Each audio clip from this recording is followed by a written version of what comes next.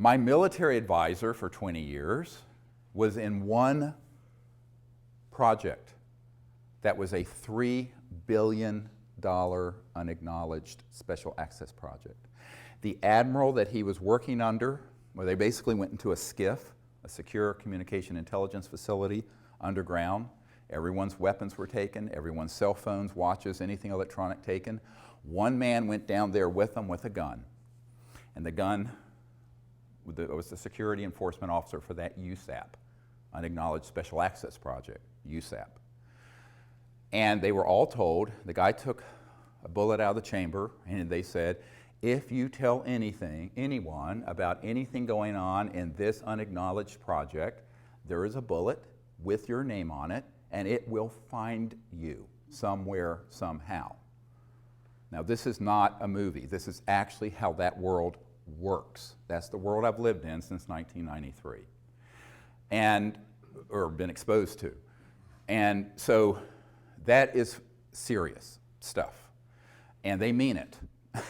and so my military advisor said, oh, absolutely, this is no John le Carre novel or John Grisham story. This is really how the unacknowledged super black world operates.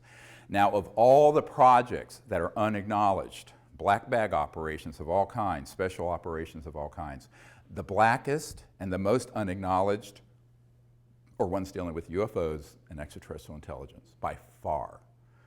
And so that's why when you read the document from early 1950s from Canada, the Wilbur Smith document, where he says, after talking to someone in the United States government, this is a Canadian top secret document that got declassified accidentally, it's on our website, and he says this subject is the most secret subject in the United States and exceeds the secrecy surrounding the development of the hydrogen bomb. At that point, we hadn't detonated a hydrogen bomb. Imagine something more secret than the ultimate doomsday weapon. Not an atomic bomb, a thermonuclear hydrogen bomb, which is what we were working on in '51. So the thing I point out to folks is that these sort of operations have gotten so out of control that that's why Eisenhower said, beware the military-industrial complex when he left office in 1961, just before Jack Kennedy took office.